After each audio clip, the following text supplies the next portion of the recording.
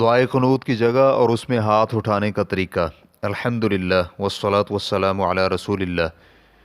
سوال کیا گیا ہے کیا دعائے قنوت سورۃ الفاتحہ اور اس کے بعد سورت ملا کر کی جائے گی یا کہ اس کی جگہ رکوع کے بعد ہے، اور کیا دعائے قنوت ہاتھ اٹھا کر کی جائے گی یا ہاتھ باندھ کر؟ رہنمائی فرما دیں۔ الجواب بعون الوہاب۔ دعائے قنوت رکوع سے پہلے یا رکوع کے بعد کا مسئلہ۔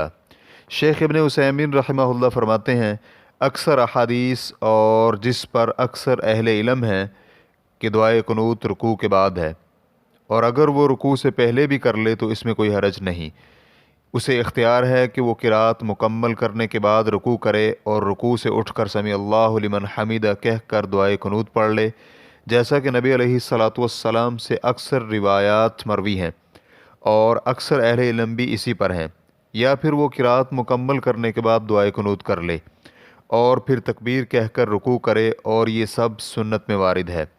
ریفرنس کے لیے دیکھیے الشرح الممتع لابن عثیمین جلد نمبر 4 صفحہ نمبر 65۔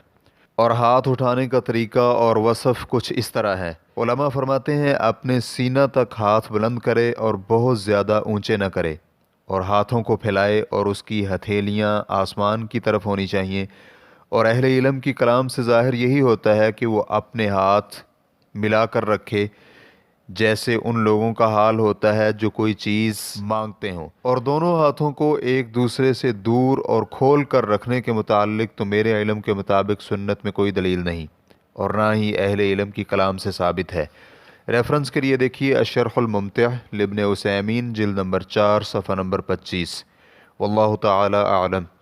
اسلام کیو اے ریکارڈنگز مؤسسۃ الشیخ محمد صالح المنجد، المملکۃ العربیۃ السعودیہ، فتویٰ نمبر 123111۔ والسلام علیکم ورحمۃ اللہ وبرکاتہ۔